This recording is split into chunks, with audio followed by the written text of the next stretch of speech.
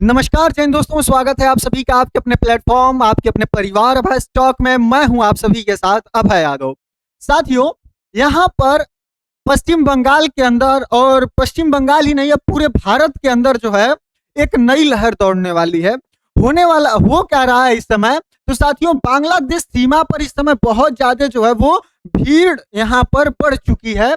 जो डिपोटेशन का काम है वो अब जो है स्टार्ट हो गया है। डिपोटेशन का अर्थ है कि अब जो है सरकार, जो बांग्लादेशी थे जो अवैध तरीके से भारत के अंदर आकर रह रहे थे, उन सबको अब बाहर निकालने का जो कार्यक्रम है वो स्टार्ट कर चुकी है।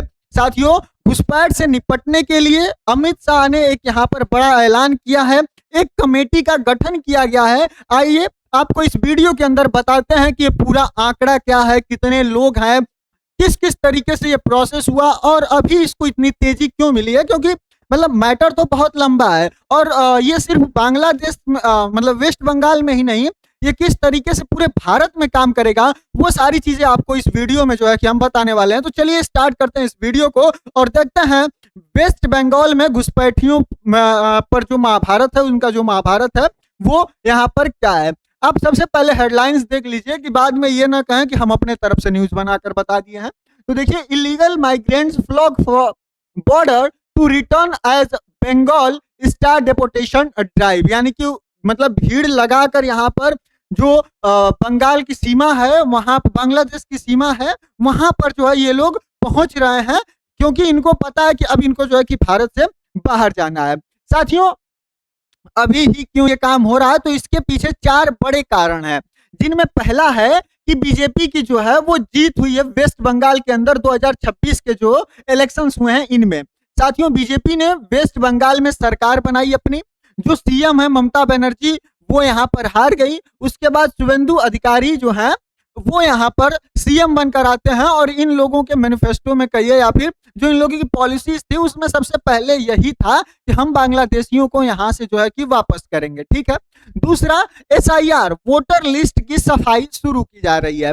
साथियों, जो स्पेशल इंटेंसिव रिवीजन किया मतलब हुआ था एसआईआर, इसके बाद आप सभी को पता है कि हजारों वोटर्स के जो नाम है वो वोटर लिस्ट से काटे गए थे और इस पर बहुत बड़ा हंगामा भी हुआ है। अभी फिलहाल अभी से कुछ देर पहले सुप्रीम कोर्ट ने भी इस पर जजमेंट दिया है। एसआईआर को जो लेकर सुप्रीम कोर्ट में पहुंचा गया था उस पर एक डिटेल वीडियो कल आपको जो है कि मिलेगी। तो यहाँ पर जो स्पेशल इंटेंसिव रिवीजन है उसके बाद हजारों जो नाम है वोटर लिस्ट से काटे गए, डिलीट हुए, तो इसे डिपोटेशन ड्राइव के लेजिटमेंट जो है आधार दिया। यानी कि कुल मिलाजुलाकर ये जो नाम कटे हैं तो ये नाम तो उन्हीं के कटे हैं जो या तो भारतीय नहीं है या तो फिर वो जो है मतलब कि इस दुनिया को छोड़कर जा चुके हैं या फिर वेस्ट बंगाल को छोड़कर दूसरे जगहों पर जा चुके हैं। जो लीगल तरीका है या फिर जो लीगल मायने हैं वो नाम कटने के यही हैं। बाकी राजनीति में जो भी हो वो अलग मैटर है। तो यहाँ पर ये लोग जो है कि उनका नाम कटा है। तीसरा यहाँ पर कारण है अभी करने का कि शेख हसीना का बांग्लादेश में पतन हो चुका है। इनकी सरकार है नहीं, फिलहाल यूनुस की भी सरकार नहीं है, यहाँ पर अलग एक पार्टी जीतकर अपनी सत्ता बना चुकी है। 2024 में हसीना की सरकार गिरने के बाद जो भारत और बांग्लादेश का रिश्ता था, इसका जो मतलब एक जुड़ाव था वो यहाँ पर खत्म हो गया और वो खत्म होते ही जुड़ाव जो है वो फिर आपको यहाँ पर देखने को मिलेगा कि ये बांग्लादेशी जो है, चाहे वो यूनुस हो, यूनुस जब मतलब कि यहाँ पर बनकर आते हैं अंतरिम सरकार में, तो ये करते क्या है, तो ये जो है चाइना के तरफ ज्यादा झुक जा रहे हैं और पाकिस्तान के तरफ इनका झुकाव ज्यादा दिखा। यानी कि बांग्लादेश में एंटी इंडिया जो है वो मूवमेंट बहुत अच्छे से चला यहाँ पर। ठीक है। तो ये सारी जो चीजें हैं ये भारत को अब भारत को तो अब शेख हसीना थी तो उनके साथ मान लीजिए आपका कोई दोस्त है और आपको उससे कोई काम कराना है या फिर आपको उससे कुछ घाटा हो रहा है तो फिर भी आप मित्रता में एक बार कहते हैं अच्छा चलिए ठीक है थोड़ा घाटा है सह लेते हैं, मतलब दोस्त है हमारा हित का है तो वो चलता है। तो उस तरीके का कुछ यहाँ पर सिनेरियो जो है वो शेख हसीना के साथ बनता था। लेकिन अब ये लोग पूरी जो बांग्लादेश है वो एंटी इंडिया हुई पड़ी है। तो इसके वजह से जो है अब भारत के पास यहाँ पर पावर है एक तरीके से कि अब भारत जो है यहाँ पर आराम से इनको बाहर कर सकता है। जो चौथा कारण है वो है प्रधानमंत्री नरेंद्र मोदी जी का 15 अगस्त 2025 में 15 अगस्त 2025 को दिया गया भाषण और उसमें किया गया एक वादा कि जो ये स्वतंत्रता दिवस के अवसर पर पीएम मोदी ने high level committee on demographic change की घोषणा की थी, जिस हाई लेवल कमेटी की, वो अब यहाँ पर बनकर तैयार हुई है, उसकी संरचना भी आपको आगे दिखाएंगे। तो वो वादा यहाँ पर एक तरीके से इन्होंने पूरा किया है। साथियों, आगे बढ़ने से पहले आप सभी लोगों से एक छोटी सी गुजारिश करना चाहूंगा। ये मेरे यूट्यूब चैनल का पूरा जो डाटा है, वो जो यूट्यूब का एल्गोरिथम देता है वो बता रहा है। साथियों, अगर आप देखें तो नॉट सब्सक्राइब में लगभग 85.1% लोग हैं, यानी कि जो वीडियोस देखते हैं लेकिन चैनल को सब्सक्राइब नहीं करते हैं। साथियों, घंटों की मेहनत से ये जो कंटेंट है वो तैयार किया जाता है, उसके बाद आप तक जाता है, वेरीफाई किया जाता है, कहीं कुछ गलत चीज नहीं इसमें चली जाए, कहीं कोई गलत इंफॉर्मेशन ना आप तक पहुंच जाए। वो सारी चीजें यहाँ पर करने के बाद निष्पक्ष रूप से आप तक जो है कि पहुंचाया जाता है। उसके बाद भी आप लोगों में से मात्र 14.9, मान लीजिए कि 15% ही ऐसे मेरे साथी हैं जो सपोर्ट करते हैं, सब्सक्राइब करके रखे हुए हैं। खैर, सब्सक्रिप्शन का कोई चार्ज भी नहीं लगता है। अगर आप सपोर्ट वाला ज्वाइन बटन क्लिक करते तो वहां पर आपको कुछ चार्ज देकर आप ज्वाइन कर सकते हैं, लेकिन वो भी नहीं करना, सिर्फ सब्सक्राइब करना है, वो भी आप लोग नहीं करते हैं। तो एक छोटी सी गुजारिश है कि साथियों, मोटिवेशन होता है ये सब्सक्राइब, कृपया करके कर लिया करिए। हम डेली आपका इतना समय खराब करना नहीं चाहते हैं, जो मेन मुद्दा होता है सीधा उस पर आना चाहते हैं। आगे बढ़ते हैं, अब बात करते हैं कि बांग्लादेश में जो माइग्रेशन है इसका इतिहास क्या है, मतलब इसके इतिहास को सबसे पहले समझना है। देखिए, 1947, आप सभी को वो वर्ष याद होगा जब भारत से पाकिस्तान बना था। उस समय पूर्वी पाकिस्तान जो है बांग्लादेश का नाम था, ठीक है। तो उस समय भी आप सभी को पता है कि ये आजादी थी कि जिनको भारत में रहना है वो भारत में रहें, जिनको पाकिस्तान में जाकर मिलना है या पाकिस्तान में जाकर रहना वो पाकिस्तान जा सकते हैं। तो उस समय भी कुछ माइग्रेशन हुआ था। तो एक तो उस समय माइग्रेशन हुआ था, दूसरा माइग्रेशन हुआ था 1971 में, 1971 में, जब ये बांग्लादेश पैदा हुआ।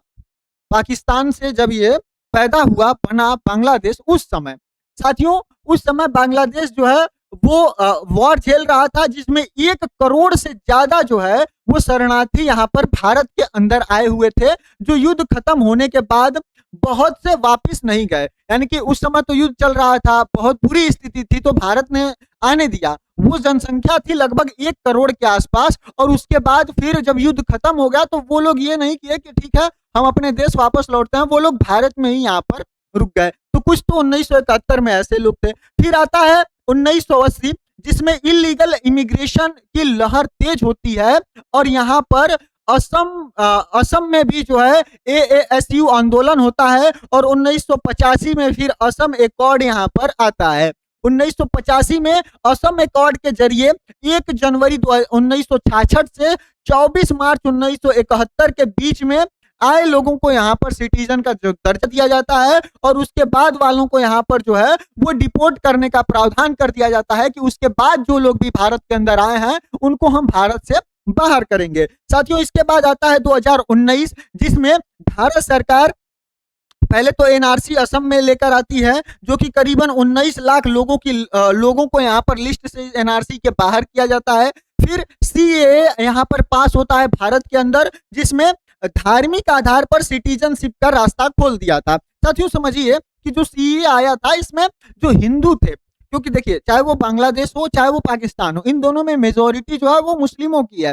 तो जो मतलब अन्य जो कास्ट के लोग, मतलब धर्म के जो लोग हैं, उनको यहाँ पर भारत के अंदर ये था कि अगर वो लोग भारत में आए हुए हैं तो उनको हम जो है कि क्या कहते हैं कि दे देंगे सिटीजनशिप, लेकिन जो मुस्लिम हैं उनको यहाँ पर नहीं देंगे। तो ये 2019 में होता है।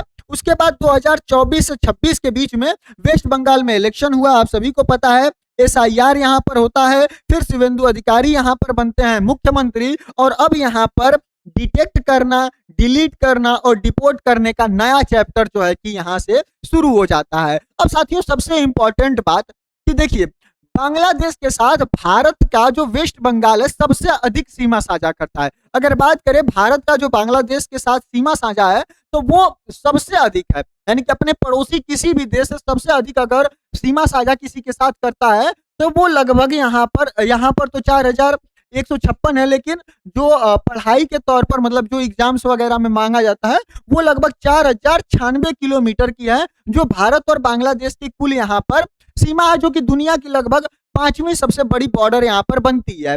जिसमें जो वेस्ट बंगाल है उसके साथ जो है वो 450 किलोमीटर से अधिक का यहाँ पर, आई थिंक मुझको, हाँ, 450 किलोमीटर के अधिक का जो है वो ऐसा बॉर्डर है, ऐसा सीमा है जहां पर फेंसिंग नहीं हुई है। ये अप्रोक्स तो जो है वो टोटल लगभग मतलब 2000 से अधिक 2000 किलोमीटर से अधिक की सीमा जो है भारत साझा करता है, वेस्ट बंगाल साझा करता है बांग्लादेश के साथ। लेकिन यहाँ पर जिसमें फेंसिंग नहीं हुई है वो लगभग 450 किलोमीटर का है। ठीक है, अब साथियों बात करें कि यहाँ पर नेशनलिटी पेंडिंग में बची हुई हैं, जो कि बांग्लादेश ने 5 सालों से वेरीफाई नहीं किया है। लगभग 3000 के पास ऐसी पेंडिंग्स हैं, ऐसे लोगों का मतलब वेरिफिकेशन ही नहीं बांग्लादेश ने किया है कि उनकी नेशनलिटी बांग्लादेशी है या फिर नहीं है। साथियों लगभग 1600 से अधिक लोग बांग्लादेश यहाँ पर रिटर्न हुए पाया हकीमपुरी। जो एसआईआर शुरू होते ही यहाँ खुद ब खुद जो है कि वो लौटने लगे थे, यानी कि उनको पता था कि अब हम कुछ भी कर लें यहाँ पर, अब हमको वापस भारत छोड़ेगा ही, हम यहाँ पर जो है कि वो नहीं रुक पाएंगे। साथियों ये आपको वेस्ट बंगाल का मैप है और यहाँ पर जो है कि आप देखें तो जो सबसे ज्यादा यहाँ पर सीमा साझा करने वाला ये एक तरीके से जो है कि राज्य बन जाता है बांग्लादेश के साथ। ठीक है, आगे बढ़ते हैं साथियों और अब बात करते हैं जो यहाँ पर जो ये 3D का कॉन्सेप्ट आया है कि पहले जो है कि यहाँ पर डिटेक्ट करना है, फिर डिलीट करना है और उसको डिपोर्ट करना है। ये आखिर पॉलिसी है क्या, तो इसको विस्तार से समझिए। सबसे पहले डिटेक्ट करना यानी कि पहचानना है। यहाँ पर गांव के स्तरों में यानी कि विलेज लेवल पर वेरिफिकेशन किया जाएगा, जिसमें बीएसएफ होगी, पुलिस होगी और जो डिस्ट्रिक्ट एडमिन ज्वाइंट टीम होगी यहाँ पर, जो कि इस पूरे प्रोसेस को करेगी। इसके बाद वोटर लिस्ट से इसको मैच कराया जाएगा। आधार कार्ड, राशन कार्ड की यहाँ पर जांच की जाएगी और होल्डिंग सेंटर में अगर कोई मतलब ऐसा संदिग्ध व्यक्ति मिलता है जो कि लगता है कि हाँ ये भारत का निवासी नहीं है, तो फिर उसको होल्डिंग सेंटर्स में यहाँ पर भेज दिया जाएगा। ये होल्डिंग सेंटर्स कहाँ कहाँ बने हैं, तो एक मुर्शिदाबाद के अंदर यहाँ पर बनाया गया है, एक मुर्शिदाबाद के अंदर और एक जो है कि यहाँ पर मालदा के अंदर जो है कि यहाँ पर होल्डिंग सेंटर्स को जो है कि बनाया गया है। अब इसके बाद दूसरा आता है वो है डिलीट का यानी कि मिटाने का। साथियों यहाँ पर वोटर लिस्ट से फेक नाम को हटाया जाएगा। इसके बाद वेलफेयर स्कीम जैसे राशन, मनरेगा, इन जैसे मतलब कि गलत तरीके से जो यहाँ पर ले चुके हैं ये लोग, इनको यहाँ पर फिर इन स्कीम से जो है इनके नामों को डिलीट किया जाएगा। फिर आधार इरेगुलेटरीज फ्लैग करो, यानी कि फिर मतलब किस तरीके से आधार यहाँ पर बना है उनका सारी चीजें एक तरीके से डिलीट कर दी जाएंगी, जितनी भी वो गलत चीजें जो है कि यहाँ पर आकर गलत तरीके से डॉक्यूमेंट जो है बनाए होंगे। इसके बाद आता है जो तीसरा है कि डिपोर्ट करना, यानी कि इनको वापस भेजना। साथियों बीएसएफ को इसके बाद इनको हैंडओवर कर दिया जाएगा, जिसके बाद बीएसएफ इनको बीजीबी यानी कि जो बॉर्डर गार्ड बांग्लादेशी हैं जो बांग्लादेश की सीमा की सुरक्षा करते हैं उनको हैंडओवर किया जाएगा, ट्रांसफर किया जाएगा, जो कि बायोमेट्रिक लेना होगा, वहां पर जो डॉक्यूमेंटेशन होगा वो सब कंप्लीट किया जाएगा और फिर इनको जो है जो हकीमपुर चेक पॉइंट्स है वहां से इनको वापस इनके देश में धकेल दिया जाएगा। अब साथियों इस पूरे जो भी पॉलिसी है इसका पूरा कानूनी ढांचा जो लीगल फ्रेमवर्क है उसको पहले आप समझिए। देखिए सबसे पहले भारत मतलब किन किन एक्ट्स के जरिए ये काम कर रहा है उसको समझना जरूरी है। पहला है कि फॉरेन एक्ट जो 1946 में भारत के अंदर लाया गया। इसके अंदर इंडिया में सबसे पुराना जो ये डिपोर्टेशन कानून है, कोई भी फॉरेनर को देश से बाहर करने का अधिकार जो है कि यह सरकार को यहाँ पर देता है, जिसका बर्डन ऑफ प्रूफ खुद जो है वो सिटीजन को साबित करना पड़ता है। यानी कि अगर सरकार कह देती है कि आप जो है भारत के नागरिक नहीं है उन जगहों पर, तो ये उस व्यक्ति की जिम्मेदारी है कि वो खुद साबित करे कि नहीं हम जो है वो भारत के निवासी हैं, वो अपना प्रूफ वगैरह यहाँ पर प्रोवाइड करे। इसके बाद आता है passport entry and India into India act 1920। साथियों यह बिना वैलिडेशन ट्रेवल डॉक्यूमेंट के वैलिड डॉक्यूमेंट के इंडिया में एंट्री इलीगल है, यानी कि बिना आपके किसी भी वैलिडेट मतलब जैसे भारत में आपको आना है तो पासपोर्ट लगेगा, वीजा लगेगा अन्य देशों का, तो अगर उस तरीके से नहीं आते हैं तो वो आप इलीगल काम कर रहे हैं और इस एक्ट के तहत जो है वो आपको यहाँ पर पकड़ा जा सकता है, जो है वो डिटेन किया जा सकता है। फिर आता है सिटीजनशिप एक्ट जो है 1955 और 2019 का सीईए। साथियों सीईए ने बांग्लादेश, पाकिस्तान, अफगानिस्तान और नॉन मुस्लिम जो भी मतलब माइनॉरिटीज थे इनको सिटीजनशिप का रास्ता दिया था। बाकी इलीगल माइग्रेंट्स को यहाँ पर डिपोर्टेशन का भी यहाँ पर नियम वही रहा था, यानी कि जो मुस्लिम नहीं होंगे उनको तो भारत की सिटीजनशिप यहाँ पर दी जाएगी, बाकी जो लोग मुस्लिम होंगे उनको यहाँ से निकाल दिया जाएगा, जो कि मुस्लिम का अर्थ है जो भारतीय नागरिक नहीं होंगे उनको।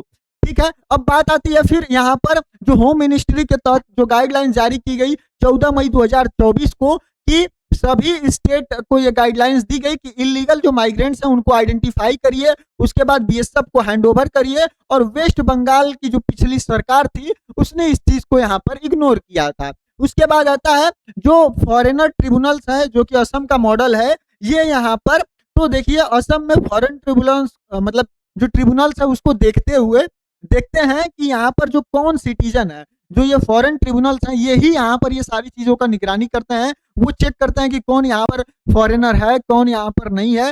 वेस्ट बंगाल में यह मैकेनिज्म अभी उतना एक्टिव नहीं है और यह एक जो है कि बड़ा यहाँ पर चैलेंज भी है। ठीक है, अब आगे बढ़ते हैं और अब बात करते हैं फेक डॉक्यूमेंट प्रॉब्लम की, जो कि यहाँ पर सबसे बड़ी है, जो मतलब गलत तरीके से डॉक्यूमेंट बनाने की। तो सबसे पहले बात करें कि कैसे बनते हैं ये फेक डॉक्यूमेंट्स, तो देखिए आधार यहाँ पर लोकल एड्रेस प्रूफ लेकर एनरोलमेंट नंबर जारी हो जाता है, इसके बाद यहाँ पर वेरिफिकेशन का लूप होल जो है कि वो देखने को मिलता है। वोटर आईडी मतलब ये सारी चीजें आप सभी को पता है, कहीं अगर आपको जन्म प्रमाण पत्र बनवाना है, राशन कार्ड में नाम जुड़वाना है, वोटर आईडी बनवानी है, किस तरीके से जो है कि यहाँ पर कुछ चंद पैसे लेकर जो है कुछ ऐसे भारत के ही अंदर बैठे गिद्ध जो हैं वो इस तरीके का काम करते हैं कि गलत तरीके से डॉक्यूमेंट्स यहाँ पर बनवा देते हैं। साथियों सुप्रीम कोर्ट और हाई कोर्ट कह चुके, क्या कहे हैं यहाँ पर, तो देखिए सुप्रीम कोर्ट की पीआईएल 2021 में जो फाइल्ड हुई थी उसमें कहा गया था कि जो आधार कार्ड है, फॉरगेट आधार, वोटर कार्ड बनाना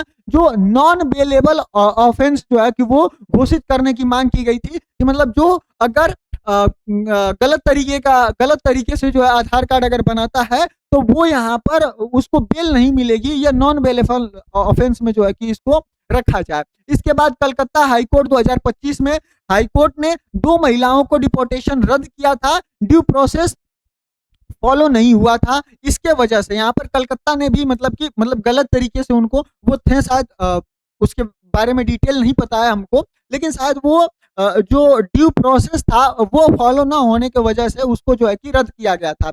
इसके बाद की चैलेंजेस इसमें क्या है कि अगर किसी के पास आधार और वोटर नहीं है तो फॉरेनर साबित करना बेहद मुश्किल हो जाता है, यानी कि भले ही उसके पास जो है आधार कार्ड ना हो, वोटर आईडी ना हो, तो उसे फॉरेनर साबित करना बेहद मुश्किल हो जाता है कि वो जो है कि वो यहाँ पर फॉरेनर हो। अगर उसके पास ये नहीं, माफ करिएगा मैं गलत बोल दिया, अगर उसके पास आधार कार्ड अगर है, वोटर आईडी है, तो फिर आप उसको किस बेसिस पे, वही मैं सोचूं किस बेसिस पे आप उसको बोलेंगे कि जो है वो यहाँ पर क्या कहते हैं भारत के अंदर भारत का नागरिक नहीं है, क्योंकि भारत के नागरिक होने का अर्थ है कि आप वोट दे रहे हैं, वोटर आईडी है, इसका मतलब आप भारत के नागरिक ऐसे ही हैं। तो ये यहाँ पर जो है कि दिक्कत वाली बात हो जाती है। अब इसमें जो पॉलिटिकल डायमेंशन है वो यहाँ पर क्या है, जो वोट बैंक वाला खेल चल रहा था ये आपको मैं बताता हूँ। तो सबसे पहले समझिए, जो बीजेपी का नजरिया है ये कहती है कि जो टीएमसी है, यानी कि जो तृणमूल कांग्रेस है, ये जो ममता जी की है,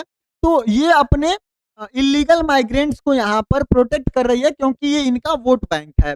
दूसरा, फेक आधार और वोटर आईडी जो है कि यहाँ पर बनवाए गए हैं। बॉर्डर फेंसिंग को जानबूझकर यहाँ पर रोका गया था। नेशनल सिक्योरिटी और डेमोग्राफिक चेंज सीरियस इशू है यहाँ पर। और अमित शाह ने कहा था कि देखिए जैसे ही पश्चिम बंगाल के अंदर कमल खिलेगा वैसे ही जो है कि यहाँ से जो बांग्लादेशी हैं उनको निकालने का कार्यक्रम स्टार्ट हो जाएगा। इसके बाद जो टीएमसी है और जो अपोजिशन है इसका नजरिया क्या है, तो देखिए ये भी एक तरीके से इनके नजरिए पर भी सोचने की जरूरत है, क्योंकि आप सिर्फ एक पहलू को नहीं देख सकते हैं। यहाँ पर यह ड्राइव मुस्लिम कम्युनिटी को टारगेट कर रही है, ऐसा इनका टीएमसी और जो अपोजिशन है उनका कहना है। गरीब बंगाली स्पीकिंग मुस्लिम को यहाँ पर डिपोर्टेशन का वो शिकार बन रहे हैं, मतलब कि जो गरीब हैं जिनके पास मतलब भारत में बहुत सारे लोगों को आप देखेंगे कि जिनके पास नहीं है, उनके पास वैलिड डॉक्यूमेंट्स नहीं है। आप आधार कार्ड कितनों के पास नहीं है, क्योंकि कई लोग ऐसे हैं, मतलब मैं जानता हूं कि जैसे मेरे दादाजी थे, तो आधार कार्ड के लिए आप जब बनवाते हैं तो आपको फिंगरप्रिंट देना होता है। तो जो लोग बहुत ज्यादा एजेड हो चुके हैं तो उनका आप फिंगरप्रिंट ऐसे लगाएंगे तो वो वहां पर नहीं काम करता है, नहीं उठाता है आधार। तो उस वजह से फिर जो है कि वहां पर दिक्कत आने वाली हो जाती है। तो मतलब कुछ ऐसे लोग भी हैं जिनके पास आधार नहीं है, क्योंकि उनका फिंगरप्रिंट काम नहीं कर रहा है, वो मशीन नहीं उठा रही है, तो उसके वजह से नहीं बना होगा। तो ये दिक्कत भी यहाँ पर हो सकती है। फिर कलकत्ता हाईकोर्ट ने ऑलरेडी जो है इसको रद्द किया हुआ है, जो आपने पिछला देखा 2 लोगों को, 2 महिलाओं को। फिर ड्यू प्रोसेस, माफ करिएगा, ये पूरा जूम हो जाता है।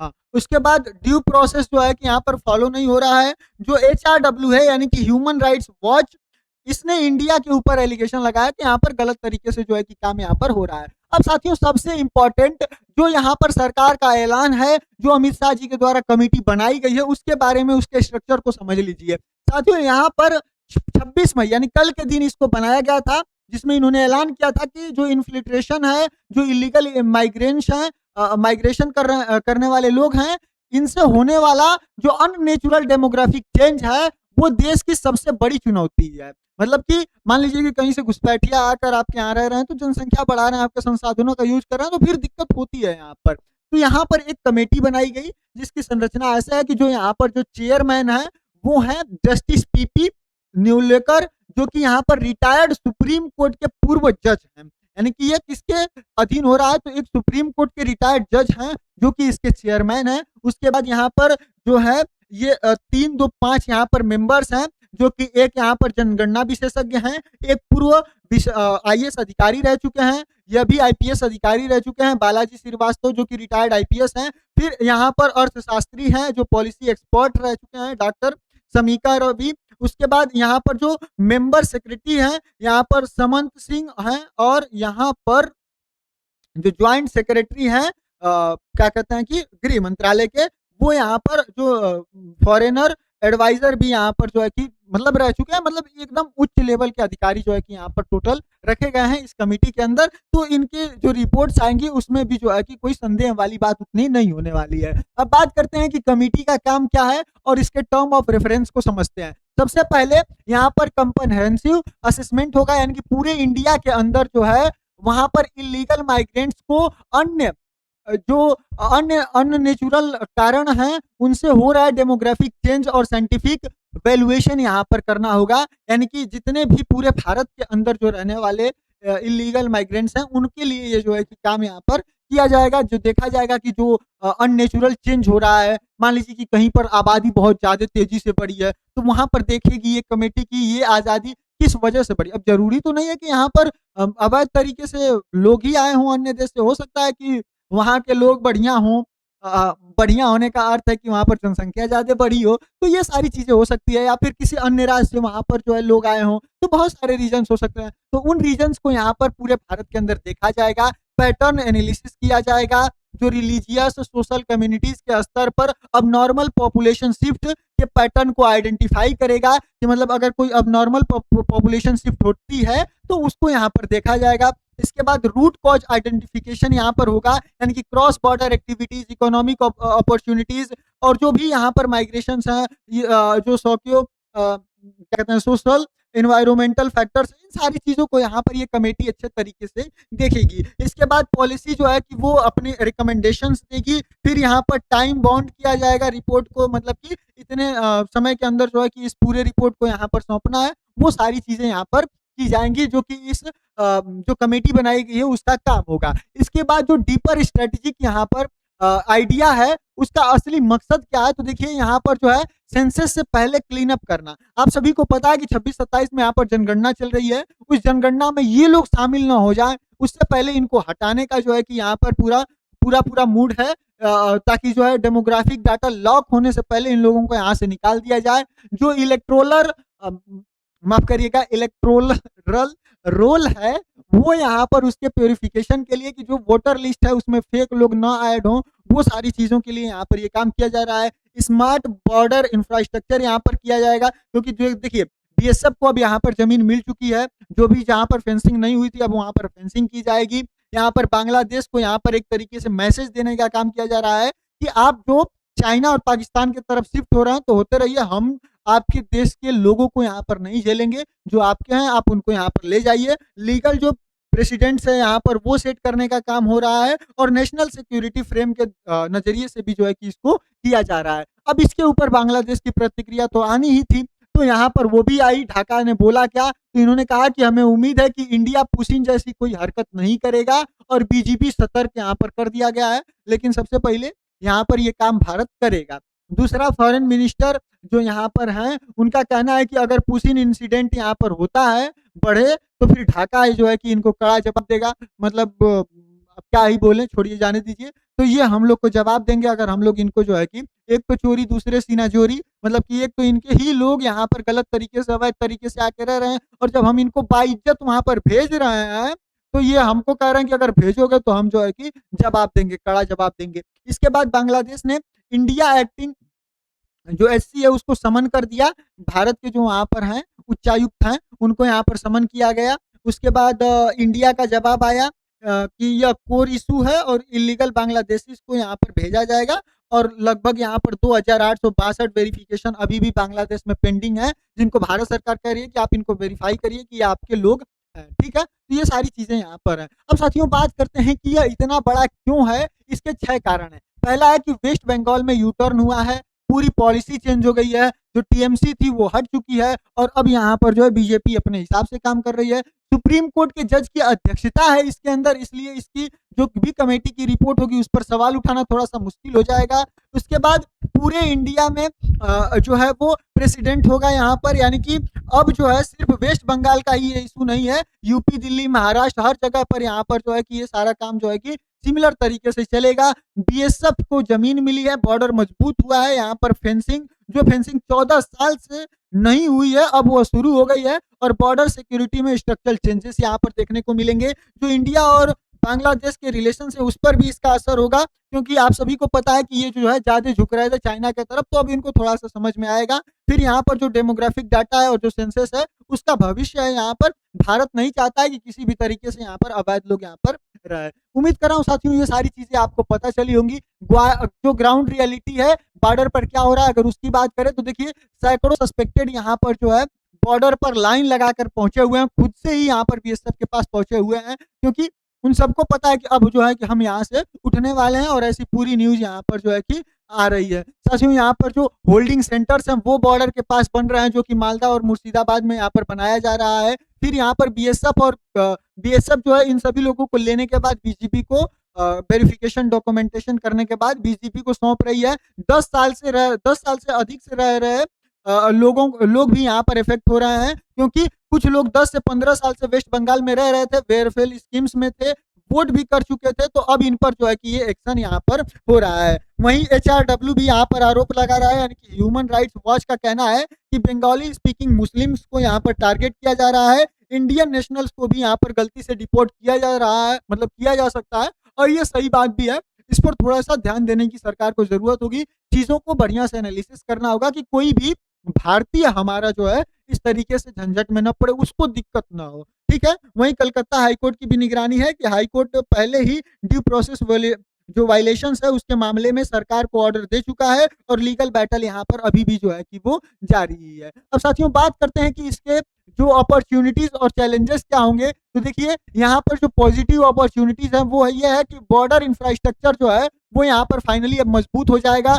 वोटर लिस्ट हमारी जो है वो क्लीन हो जाएगी, जिसके वजह से डेमोक्रेसी स्ट्रांग होगी। आपने देखा होगा कि इस बारी जो है वो वोटिंग परसेंटेज भी बढ़ा हुआ था, तो उसमें कहीं ना कहीं यह भी याद था कि मतलब ये लोग जो हैं कुछ लोग जो ऐसे थे कि वो एक्सपायर कर चुके हैं, माइग्रेंट कर चुके हैं, और कुछ ये लोग भी थे जो रह रहे थे, तो इन सभी लोगों का नाम काट कर हटा दिया गया था। तो जो लोग प्रेजेंट थे वो वोट देने पहुंचे थे, उसके वजह से वो यहाँ पर दिखा था। उसके बाद नेशनल सिक्योरिटी थ्रेट यहाँ पर रिड्यूस हो जाएगा, लीगल फ्रेमवर्क में यहाँ पर क्लियरिटी आ जाएगी, डेमोग्राफिक डाटा जो है वो और भी एक्यूरेट यहाँ पर हो जाएगा। लेकिन यहाँ पर चैलेंजेस और रिस्क भी है कि जो ड्यू प्रोसेस रिस्क है, यानी कि जेन्युइन भारतीय को जो वास्तविकता में भारतीय हो, लेकिन हो सकता है कि उसके पास चीजें ना हो, डॉक्यूमेंट ना हो, तो उसके वजह से उसको ना जो है कि वहां पर डिपोर्ट कर दिया जाए। जो कम्युनल एंगल है, यानी कि मुस्लिम टारगेट करने का जो एलिगेशन है वो यहाँ पर यह भी एक फैक्टर है। बांग्लादेश डिप्लोमेटिक टेंशन यहाँ पर बढ़ेगा, बायोमेट्रिक डाटा का जो है कि मिसयूज की भी चिंता यहाँ पर होगी। फिर इसके बाद जो स्टेटलेस पर्सन बन सकते हैं। ऐसा भी हो सकता है कि किसी के पास मान लीजिए बांग्लादेश वेरीफाई ना किया, भारत भी वेरीफाई ना करे कि नहीं ये हमारे लोग नहीं है, तो कुछ ऐसे लोग भी यहाँ पर निकल कर आएंगे, तो फिर वो भी यहाँ पर मुश्किल होंगी कि उनको क्या किया जाएगा, कहाँ रखा जाएगा। तो साथियों कुल मिला जुला कर अब सरकार देखना है कि कर क्या रही है, मानवता और सरकार के बीच में यहाँ पर एक तरीके से चीजें यहाँ पर चल रही है। साथियों उम्मीद कर रहा हूँ सारी चीजें आप सभी को बेहतर ढंग से समझा पाया। वीडियो कैसा लगा कमेंट सेक्शन में जरूर बताइएगा, चैनल पर सब्सक्राइब करिएगा और मिलते हैं अगली वीडियो में किसी नए टॉपिक के साथ। जय हिंद, जय भारत।